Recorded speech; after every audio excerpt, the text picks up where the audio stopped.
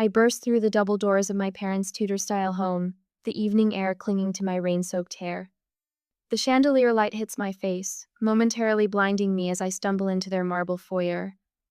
My swollen eyes scan the crowded room where champagne glasses clink against the backdrop of classical music. Mom spots me first. Her smile freezes, then melts into a tight-lipped grimace as she excuses herself from a cluster of well-dressed guests. She glides toward me in her navy silk dress, pearls gleaming at her throat. "Vanessa, not now, we have guests," she hisses, her perfectly manicured hand gripping my elbow. "Blake's engagement party is not the time for whatever this is." Dad appears at her side, jaw clenched beneath his silver beard. "Let's take this somewhere private," he mutters, steering me toward his study while glancing over his shoulder at the curious onlookers. The heavy oak door closes behind us with a solid thud. I stand trembling on the Persian rug, water dripping from my coat onto the polished floor. Mom's eyes follow each droplet as if I'm soiling a museum. "Zoe collapsed at school today," I say, my voice breaking. "They rushed her to Portland Memorial." Dad shifts his weight. "Is she all right?" "No." The word hangs between us. "She has a congenital heart defect. The doctor said without surgery in the next 48 hours she could." My throat closes around the unthinkable. Mom's hand flutters to her chest. "Oh dear. Well, surely your insurance." "I don't have insurance right now," I whisper. "The business has been struggling. I was going to enroll next month when the new client payment came through." Dad's face hardens. "How much?" $95,000. I force the words out. "I've tried everything. The hospital payment plan only covers a fraction. The bank won't approve an emergency loan without collateral." I sink to my knees, something I swore I'd never do in front of them again. I've never asked for anything. Not when Mark lost his job. Not when the roof leaked. Not when I needed startup funds. My hands shake as I reach for Mom's perfectly pressed slacks. "Please help save her. She's your granddaughter." Dad's eyes dart toward Mom. A silent conversation passes between Theme and I've witnessed my entire life but never been part of. Mom sighs, her shoulders dropping slightly. "We simply can't, Vanessa. Blake's wedding is in 3 months. We've already committed to covering the costs." "What costs could possibly?" "Always trying to steal my spotlight, sis?" Blake's voice cuts through the room as he leans against the doorframe, champagne flute dangling between his fingers. His fiancée Lauren hovers behind him, her diamond ring catching the light. "Not now, Blake." I start, but Dad interrupts. "We've already put down $250,000 for the venue, catering, and honeymoon package," he explains as if discussing a reasonable business investment. "Non-refundable deposits." My mind flashes to the hospital room I left just an hour ago. Zoe's small body swallowed by white sheets, the oxygen mask fogging with each labored breath. The crayon drawing clutched in her handstick figures labeled Mommy, Daddy, me, Grandma, and Grandpa, Doctor. Levine's compassionate but firm deadline. "We need payment confirmation by tomorrow afternoon to schedule the surgery." I stare at them, these strangers wearing my parents' faces. Dad checks his watch. Through the door, laughter rises from the party. "Maybe you should have planned better," Mom whispers, adjusting her braceletta family heirloom she promised would be mine someday. "There are consequences to poor financial decisions, Vanessa." I rise slowly, something hardening inside me with each passing second. The desperation that carried me here transforms into something colder, sharper. "My daughter might die, and you're worried about a party?" My voice doesn't sound like my own anymore. Blake snorts, swirling his champagne. "Always so dramatic. Get better insurance next time.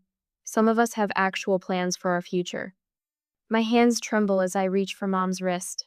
I unfasten the sapphire bracelet, the one Grandma gave her, the one she dangled as a reward for my good behavior throughout childhood. "Take this back," I say, placing it in her palm and closing her fingers around it. "I'll find another way." Dad clears his throat. "Vanessa, be reasonable. I straighten my spine, shoulders back, chin lifted. I've never seen more clearly in my life. Walking through the crowd of whispering guests, I feel their eyes on my back. Someone murmurs, "Poor Gerald and Monica, that must be the troubled daughter." Another replies, "Such a shame, bringing drama to Blakeshall night." The night air hits my face as I step outside, but I don't feel the cold anymore. My phone buzzes with a text from Mark. "Any luck?" I look back at the glowing windows of my parents' mansion. 6-year-old Zoe's voice echoes in my mind. "Grandma and Grandpa have the biggest house ever. Do they love us big too?" I type my response. "No, but we'll save her anyway. And I will never knock on that door again." I pace our kitchen at midnight, the landline receiver pressed against my ear, my voice hoarse from hours of pleading. The digital clock's red numbers mock me. 46 hours until Dr. Levine's deadline. "Please," I whisper to the loan officer. "My daughter's life depends on this surgery." "I'm sorry, Mrs. Winters. Without collateral or a better credit score." The line clicks dead. Another rejection. I slump against the refrigerator where Zoe's crayon drawings hang by alphabet magnets. Her latest creation shows stick figures holding hands beneath a yellow sun. In the corner, she'd drawn a red heart with wobbly letters. "I told Mommy." Mark enters the kitchen, his eyes hollow with exhaustion. He places a crumpled check on the table. $8,000, he says quietly. "Johnson finally bought the Mustang." I stare at the check. Mark had restored that '67 Mustang over 3 summers, working weekends while I built my business. His father's birthday gift when he turned 16. "Mark, you loved that car." He takes my hand, his calloused thumb tracing circles on my palm. "I love Zoe more." I add the check to our Pioneer Life Savings, Mark's $401k early withdrawal, the Mustang money. $72,000. Still $23,000 short. I drop my head to the table. It's not enough. Mark's arms encircle my shoulders. "We'll find a way." The doorbell rings at 6:13 a.m. I stumble to answer it, still wearing yesterday's clothes. The mortgage rejection letter sticks to my cheek, pulled free by static as I open the door. Tom and Denise Winters stand on our porch. Mark's parents. Tom's weathered face is grim beneath his faded Carhartt cap. Denise clutches a worn leather purse against her floral house address. "Tom, Denise." My voice cracks. "It's early." Tom clears his throat. "Can we come in?" In our living room, they perch awkwardly on the edge of the sofa. Tom's rough hands fidget with his cap. Denise's eyes drift to the photo of Zoe on our mantel gap-toothed smile, strawberry blonde pigtails. Mark appears from the bedroom, surprise flickering across his face. "Mom? Dad? What are you doing here?" "We heard what happened," Tom says, his gruff voice softening. "Called your cell 3 times. "Battery died," Mark mumbles, running a hand through his disheveled hair. Denise reaches for her purse. "How is our grandbaby?" "Stable," I answer, the medical terminology bitter on my tongue. "For now." Tom shifts, boots scuffing our worn carpet. "We got the cabin in Montana." I blink, confused. The cabin, their retirement dream. A 1-room structure on 5 acres of pine forest that Tom built with his own hands 20 years ago. "What about it?" Mark asks. Tom exchanges a look with Denise. "Sold it. Got a decent price." "You what?" Mark's voice rises. "Dad, that cabin was your everything." "No." Tom's eyes, the same deep brown as Mark's, hold steady. "Family is everything." Denise opens her purse, removes an envelope, and places it on our coffee table. $38,000. The room blurs as tears fill my eyes. I stare at the envelope, unable to move. Mark kneels beside his mother. "We can't take this." "You can and you will," Denise says firmly. "This is what family does." The hospital waiting room smells of antiseptic and burnt coffee. I clutch Zoe's stuffed rabbit, its fur worn thin from years of nighttime cuddles. The surgery began 3 hours ago. Mark's hands tremble as he signs the last of the financial forms. The hospital administrator nods, satisfied with our cobbled-together payment. $72,000 from us. $38,000 from Tom and Denise. Less than 48 hours after my parents refused. Tom and Denise sit across from us, a thermos of homemade soup between them.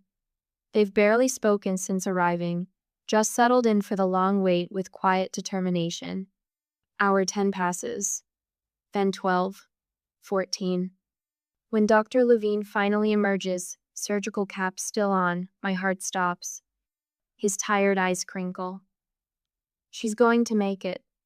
My phone buzzes a week later. A text from Blake. Mom wants to know if Zoe survived. Also, you're causing drama at my engagement dinner. I stare at the screen. Another text arrives. Dad told the Hamiltons you were too irresponsible to afford proper insurance. My voicemail icon flashes. Gerald's voice fills my ear. Your actions reflect poorly on this family's reputation. I delete it without listening to the rest. The mail arrives that afternoon. Cream envelope, gold embossing. Blake and Lauren's wedding invitation, addressed only to Vanessa. No mention of Zoe, no mention of Mark.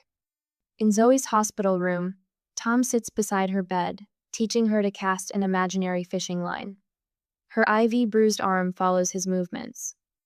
When you're better, he promises, we'll take you to real water. Zoe giggles. Can I catch a shark? Start with trout, Tom winks. Work your way up.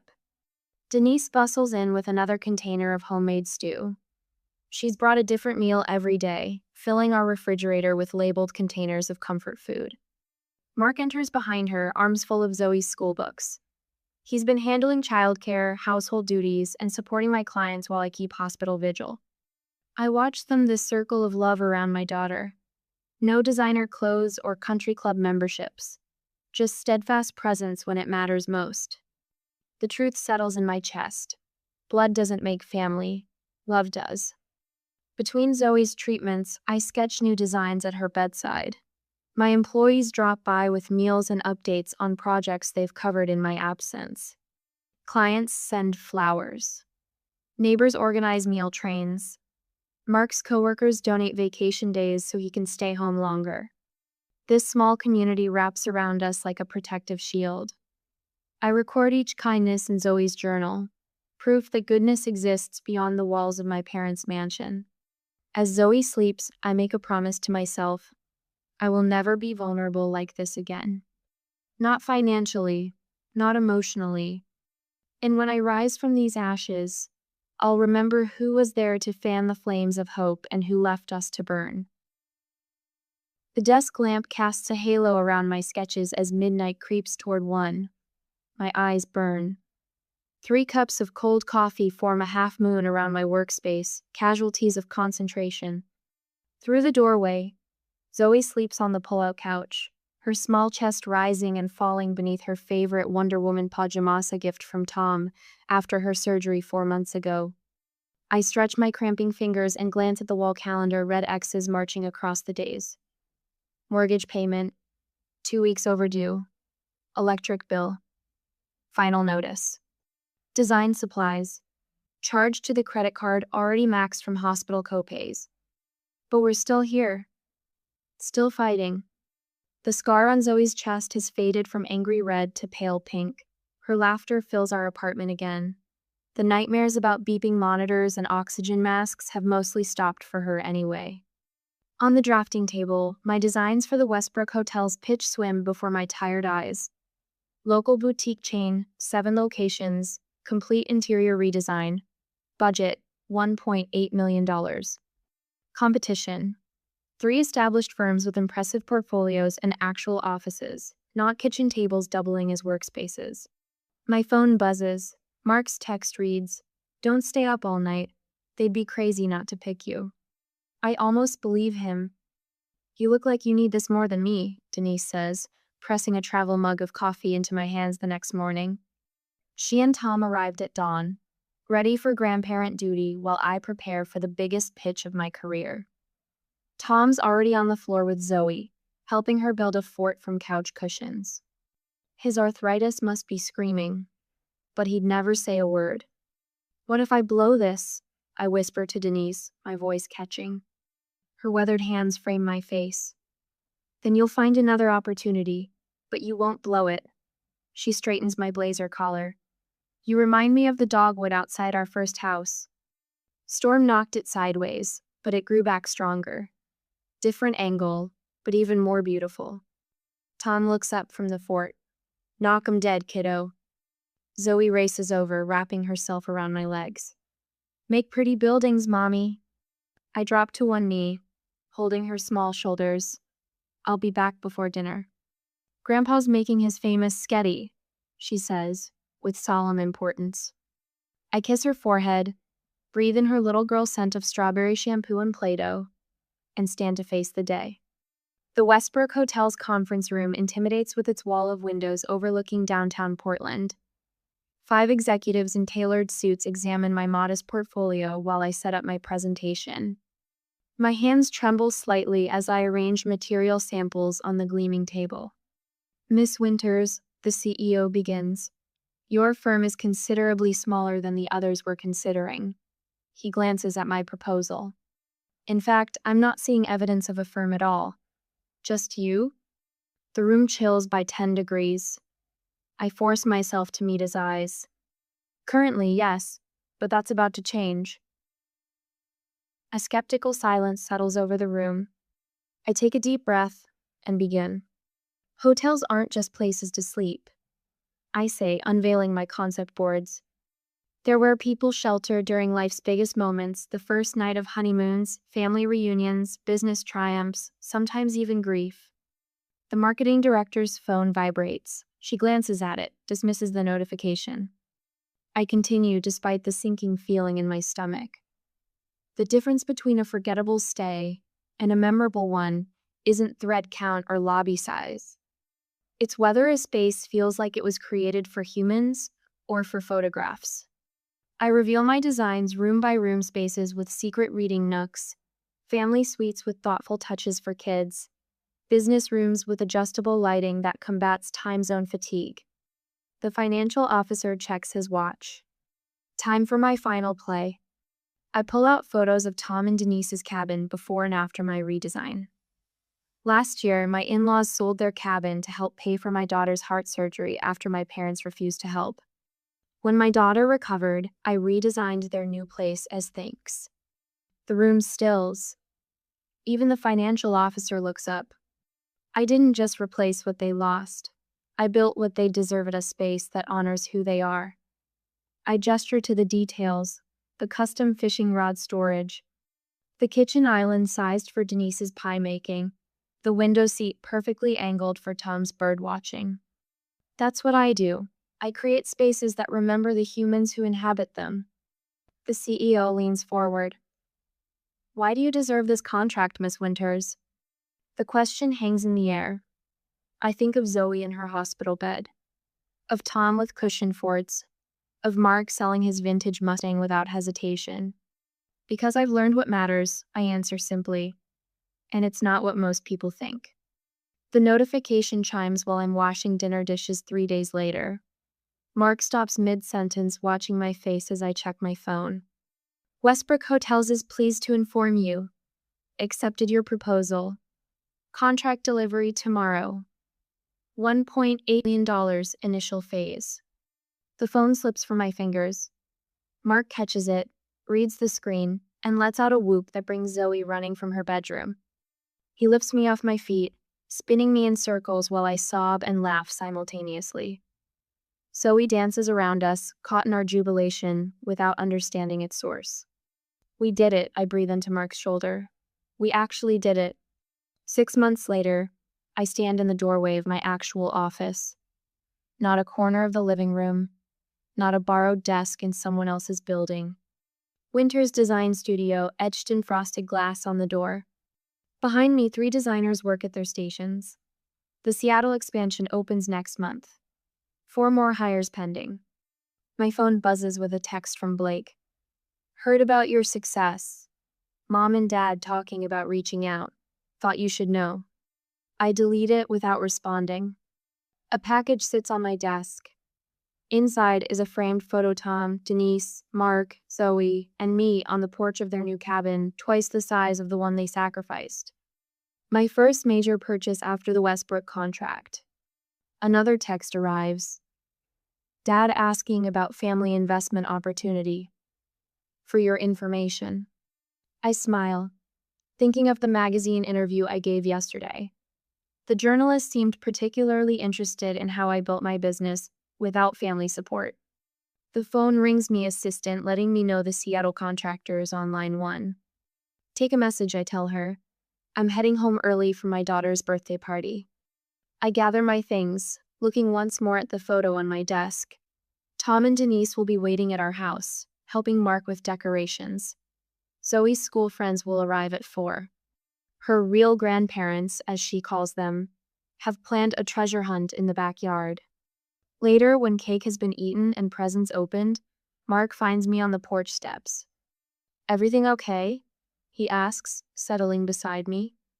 I look at our home, filled with laughter and light, at the people who showed up when it mattered most.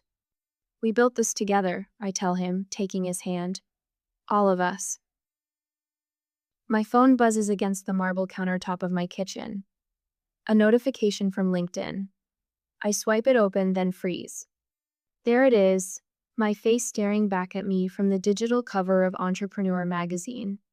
The headline reads, Rising from the Ashes, How Tragedy Sparked a Design Revolution. The knot in my stomach tightens, then releases. 3 years of work, blood, and tears captured in a single glossy image. Mark comes up behind me, his hands warm on my shoulders. It's real, he whispers. It's real, I echo, my voice catching. I scroll down to the pull quote they've highlighted in bold. My own parents let my daughter suffer for a party. That's when I realized blood doesn't define family. The truth sits there, undisguised and raw. The words I spoke during the interview without flinching. No pseudonyms, no vague references. Just the unvarnished reality of that rainy night when my parents chose Blake's wedding over Zoe's life. Any regrets? Mark asks, his thumb tracing circles on my shoulder blade. Not one. By afternoon, my phone won't stop ringing. The article has been shared over 20,000 times. Business influencers I've admired for years are praising my integrity in the face of impossible choices. 3 podcast invitations arrive before lunch. Mom, why is your picture everywhere? Zoe asks, her small finger pointing at my laptop screen where another share notification pops up. I lift her onto my lap, her healthy heart beating against mine. Remember how I told you that sometimes stories help other people feel brave? She nods, solemn. At 9, she understands more than I sometimes wish she did. Well, I told our story. The first hint of fallout comes from an unexpected source, Elaine Withers, who sits on the same charity board as Monica. She calls me directly. I don't know if I should tell you this, she starts, voice lowered as if someone might overhear. The Palmers didn't come to the spring fundraiser. Gerald claimed they had another engagement, but Elizabeth saw them pull up to the country club, then turn around and leave when they spotted the Hendersons.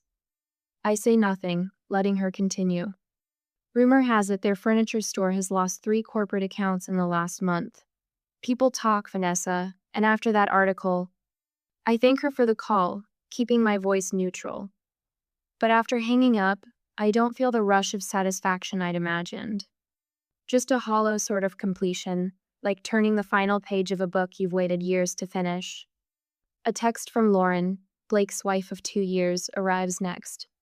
Just read your story. Blake never told me. Is it really true?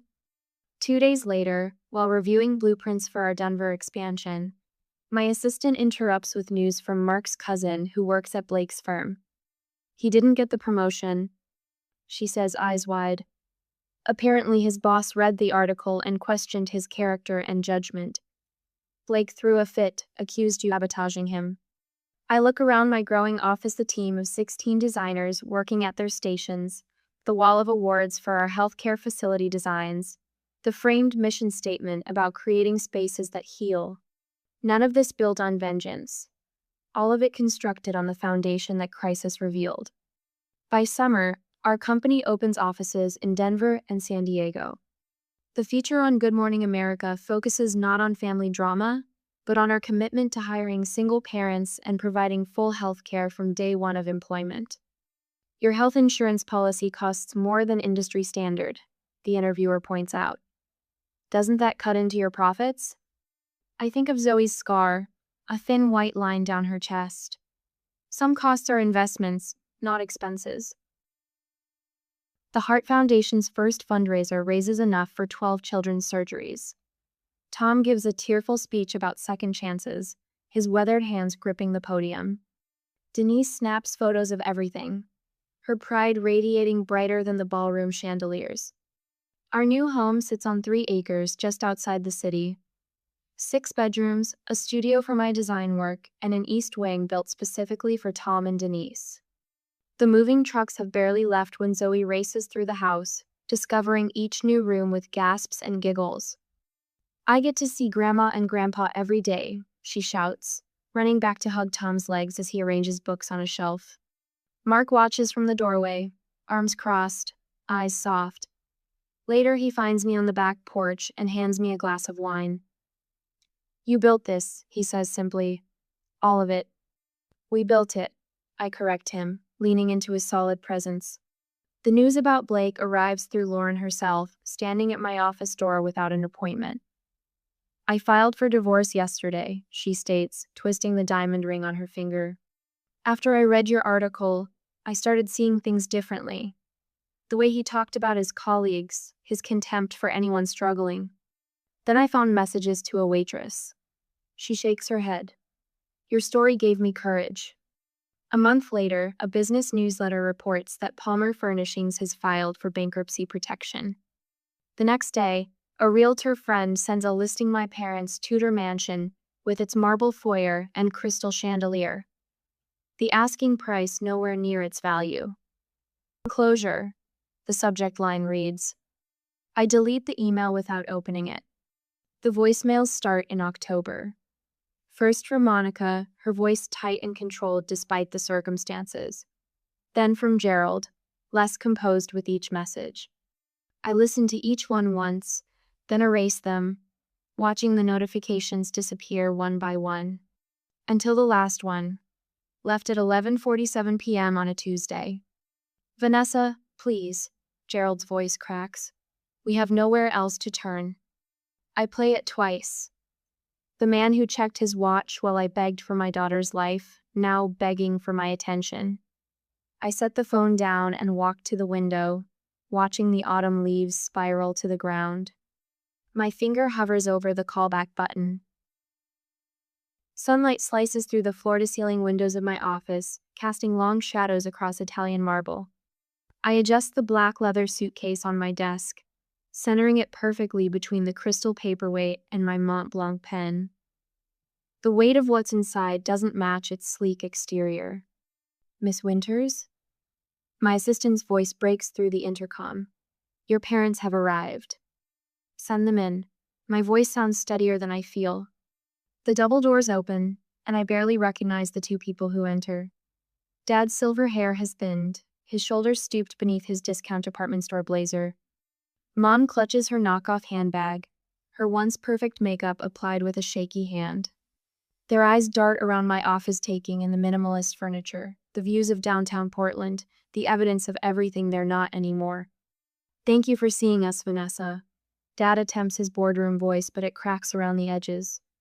You've done quite well for yourself. Mom nods too quickly. The magazine features... Lovely. I gesture to the chairs across from my desk. They sit in unison, the choreography of the desperate. Dad clears his throat, leaning forward with hands clasped, the same posture he used when negotiating with suppliers. Family should stick together in difficult times. We're in trouble, sweetheart. Mom's voice wavers. The bank is foreclosing on the house. We owe almost $160,000. The economy hasn't been kind to traditional furniture stores. Dad's eyes fix on a point just past my shoulder. Online retailers have changed everything. Your success is remarkable, Mom adds, forcing brightness into her tone. We always knew you had potential. The rehearsed compliment hangs between us. If you had just explained how serious Zoe's condition was, Dad says, his voice dropping to a conspiratorial whisper, we might have understood better. It happened so fast, and with Blake's engagement that night. My gaze shifts to the framed photographs on my desk. Zoe in her hospital bed, small fingers clutching the stuffed rabbit Tom gave her.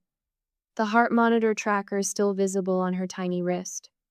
Another frame holds Tom and Denise at Zoe's kindergarten graduation, their weathered faces beaming. Beyond them stand 3 crystal awards from the Children's Heart Foundation I established last year. 3 years, 2 months, and 14 days, I say. They exchange glances. That's how long it's been since the night of Blake's engagement party. Dad shifts in his seat. Vanessa. It was raining. I came to you soaking wet. My shoes squeaked on your marble floor. My voice remains calm, factual. Mom, you said, we simply can't, Vanessa. Blake's wedding is in 3 months. Her face pales. I don't think those were my exact. Dad, you explained that you'd already spent $250,000 on Blake's wedding. Non-refundable deposits. His jaw tightens. Now that's not. I reach for my phone, tapping the screen before setting it on the desk. Gerald's voice fills the room. Vanessa, your irresponsible financial decisions aren't our problem. Blake manages his money properly. Perhaps you should take notes instead of asking for handouts. It reflects poorly on this family's reputation. The recording ends. Silence stretches between us. Did you ever once visit Zoe in the hospital? I ask. Mom's eyes drop to her lap. Dad's throat works soundlessly. Mark's parents sold their cabin, their retirement dream, to help save their granddaughter. Tom sat in that waiting room for 14 hours straight. Denise learned to change Zoe's bandages and monitor her medication. They showed up. I stand, my palms flat against the cool surface of my desk. Do you know what Zoe asked me after she recovered? Why don't Grandma and Grandpa love me like Grandma Denise and Grandpa Tom? Mom's mascara smears as tears track down her cheeks. With steady hands, I slide the suitcase across the desk toward them. Take it, I say, and leave. From this moment on, I'm no longer your daughter. Dad's fingers tremble as he unlatches the case. Inside, neatly stacked bills fill every corner. $160,000, I tell them. Exactly what you need, not a penny more. Vanessa, Mom starts. This isn't forgiveness, I cut her off. It's freedom. Mine. They stand slowly, Dad clutching the suitcase like a life preserver. Their reflections distort in the polished marble as they walk to the door, shoulders bent with the weight of their shame. When the doors close behind them, I remain standing until the sun dips below the skyline, painting my office in amber and shadow. My fingers brush across Zoe's photo, then Tom and Denise's. For years I carried the weight of their rejection like stones in my pockets, dragging me under. Not anymore. It's finally over, I whisper to the empty room. And for the first time since that rainy night, I feel the truth of those words in my bones. Not a weight lifts, a chain breaks. I watch Tom flip burgers on the grill, his weathered hands guiding Zoe's smaller ones on the spatula. She squeals with delight as flames leap up when the patty turns. That's it, kiddo. You've got the touch, he says, ruffling her hair. The late afternoon sun spills across our backyard, casting long shadows over the picnic table where Denise and Mark arrange plates, napkins, and condiments with easy familiarity. Their laughter carries across the lawn, a soundtrack I once thought belonged only in movies about other people's lives. Mom, Grandpa says I'm the best burger flipper in 3 states, Zoe calls out, her voice strong and clear, no trace of the fragile whisper that haunted hospital corridors 2 years ago. Only 3? I call back, reaching for the lemonade pitcher. I'd say at least 5. Mark catches my eye across the yard and winks. The smile lines around his eyes deepen, telling a story of weathered storms and unexpected sunshine. The garden gate swings open as the neighbors arrive with a homemade apple pie. Our small gathering swells with voices and movement chosen family, expanding in concentric circles of warmth. Later, while Tom serves ice cream, Zoe tugs at my sleeve. She thrusts a paper into my hands, crayon colors bright against the white background. "I made us," she announces. 5 figures stand hand in hand beneath the yellow sun. Mark me, Zoe in the middle, Tom and Denise flanking us. Each face bears a wide rainbow smile. "It's beautiful, sweetheart." My finger traces the drawing. Zoe's brow furrows. "Lily at school has 2 grandmas and 2 grandpas. How come I only have 1 set?" The question catches in my throat. I kneel to your eyes, those eyes so like mine. "Family isn't always about who shares your blood," I say, choosing words with the care of someone who knows their weight. "Sometimes it's about who chooses to love you no matter what." Her 7-year-old wisdom considers this. Like how Grandpa Tom taught me to fish in my hospital bed. Exactly like that. She nods, satisfied, and runs off to help Denise serve pie. Mark hands me an envelope that arrived in today's mail. Lauren's return address surprises me. Inside, a card thanks me for the foundation grant funding her new therapy practice. She mentions Blake struggling but finally facing his mistakes. My parents live in a small apartment now, their mansion long gone. The mention stirs nothing in me, neither satisfaction nor sorrow. I watch my company's summer picnic set up in the park across the street, 50 employees and their families gathering under banners announcing full healthcare coverage for all. 3 scholarship recipients from our design program help arrange tables. Their backgrounds mirror my own struggle, but their futures hold more promise. From the porch steps, I observe Zoe at the piano Tom bought her last Christmas. Her fingers, once tethered to ivy lines, now dance across keys. The heart monitor that once tracked her survival sits in a memory box upstairs, a reminder of what almost was and what is. My gratitude journal lies open beside me. Today's entry simply reads, "I have everything that matters." Golden light bathes all of us as the sun begins its descent, not the cold gleam of wealth, but the warm glow of enoughness. I once thought revenge would feel like victory the moment my parents realized what they'd lost. But true peace came from building something meaningful instead of destroying what hurt me. The greatest revenge wasn't in their downfall, but in creating happiness they couldn't touch. My gaze sweeps over a mismatched, perfectly complete circle. Family isn't who owes you. It's who shows up.